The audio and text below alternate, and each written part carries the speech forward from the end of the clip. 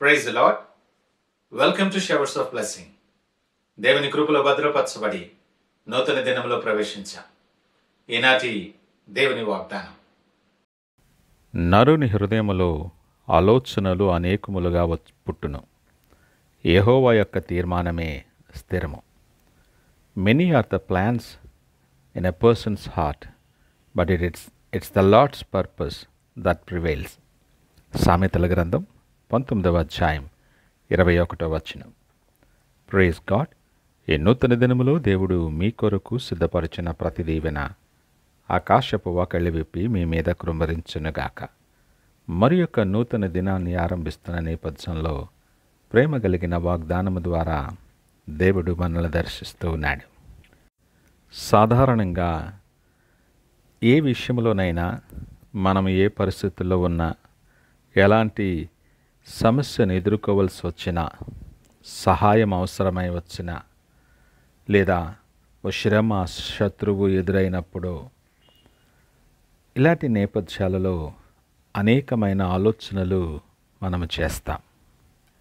ఈ పరిస్థితి దాటటానికి లేదా ఆ సమస్యను పరిష్కరించుకోవటానికి, సమస్య రాకుండా సామరస్యంగా ముందుకు సాగటానికో మంచి చెడు ఏంటి అని బేరీజు వేసి లాభ నష్టాలు చూసి మనం ఆలోచనలు చేస్తాం. చాలా ప్రయాసపడి ఒక మంచి ప్రణాళిక సిద్ధపరచుకుంటాం. ఒక ఆలోచన కాదు, ఒకటి పని చేయకపోతే ఇంకోటి అలా మన ప్రణాళికలో మనం సిద్ధపరచుకొని ఉంటాం.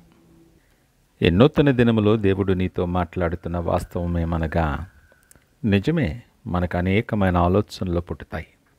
అనేకమైన ఆలోచనలు చేసి వాటిని బట్టి ప్రణాళికలు సిద్ధపరచుకొని ముందుకు వెళ్ళటానికి, ఇది కాకపోతే, ఇది నడవకపోతే ఇలా చేద్దాం, లేకపోతే ఇలా చేద్దామని సిద్ధపరచుకుంటాం.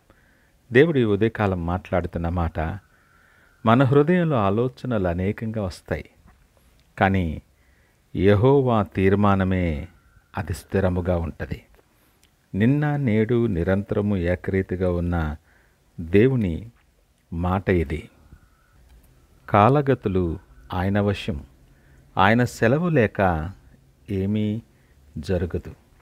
నీ ఆలోచనలు సమయాన్ని బట్టి, అవసరాన్ని బట్టి, పరిస్థితిని బట్టి మారచ్చు, కానీ ఆయన మార్పు లేని దేవుడు. నిన్న నేడు నిరంతరము ఏకరీతిగా ఉన్నాడు.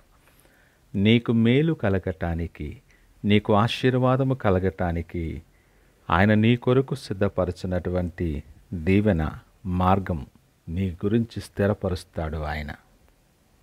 చాలాసార్లు మనకున్న జ్ఞానాన్ని బట్టో, లేదా మనము ఎవరినైతే సలహా అడిగి, ఎవరి మీద మనకు నమ్మకం ఉండి వారిని సలహా అడిగి పర్వాలేదు, ఇప్పుడు మనకేమీ డోకా లేదు అని అనుకుంటాం. కానీ వాస్తవాన్ని మనం గ్రహించాలి. లేఖనం మాట్లాడుతున్న మాట మనం గమనించాలి. ఆయన సెలవు లేక తల వెంట్రుకల్లో ఒక్కటైనా కూడా రాలిపోదు.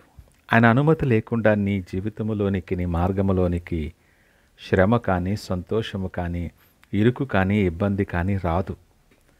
నీ ఆలోచనలు విస్తారంగా ఉండొచ్చు, కానీ ఆయన తీర్మానమే మన మార్గంలో స్థిరపరచబడుతుంది. అందుకే అంటాడు, నేను జ్ఞానిని నువ్వు అనుకోవద్దు, నీ ప్రవర్తన అంతటి యందు ఆయన అధికారానికి నువ్వు ఒప్పుకో. ఎప్పుడైతే నీ జ్ఞానాన్ని బట్టి అతిశయించక, నీ ప్రవర్తన అంతటి యందు, నీ మాటలో, నీ చేతలలో, నీ నడకలో, నీ అడుగులో, ప్రతి దాంట్లో ఆయన అధికారానికి నువ్వు ఒప్పుకుంటావో, అప్పుడు నీ త్రోవను ఆయన సరళము చేస్తానని వాగ్దానము చేస్తూ ఉన్నాడు ఆయన. ఆయనకు వేరుగా ఉండి నువ్వేమీ చేయలేవు. ఇది గ్రహించు. మనుష్యుని జ్ఞానము దేవుని దృష్టికి వెర్రితనముగా కనిపిస్తుంది. వివేకము కలిగి వినయ మనస్కులై ఆయన మాటలు గైకొన్నట్లయితే ఆయన నీ యందు ఇష్టము కలిగిన వాడిగా ఉంటాడు. ప్రతి పరిస్థితిని ఆయన సరిచేయగలిగిన సమర్థుడు. ఈ మాటలు వింటున్న ప్రియ దేవుని జనాంగమా, ఇంతవరకు నీ మార్గములో, నీ భవిష్యత్తు కొరకు, నీ ఉద్యోగము కొరకు, విద్య కొరకు అనేకమైన ప్రణాళికలు సిద్ధపరచుకున్నావేమో. నీ ప్రణాళికలో, నీ ఆలోచనలో దేవుడు ఉన్నాడా? ఆయన స్థానం ఎక్కడా? ఇది మనం ఆలోచన చేద్దాం. నీ ఆలోచనలు విస్తారంగా కావచ్చు, మంచిగా కనిపించవచ్చు, కానీ నీ జీవితంలో, నీ మార్గములో ఆయన తీర్మానమే స్థిరమైనది. నీ మార్గము విజయకరముగా ఉండాలి అంటే, నువ్వు చేసు ప్రతి పని దీవించబడాలి అని నువ్వు ఆశపడుతున్నట్లయితే దేవుడు నీతో సూటిగా మాట్లాడుతున్నాడు. నీ ప్రతి ఆలోచనలో, నీ ప్రతి ప్రణాళికలో దేవునిని ముందు ఉంచు.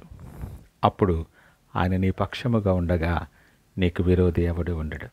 నీ ప్రతి అడుగు బలపరచువాడు, ప్రతి ఆలోచన స్థిరపరచువాడు ఆయన.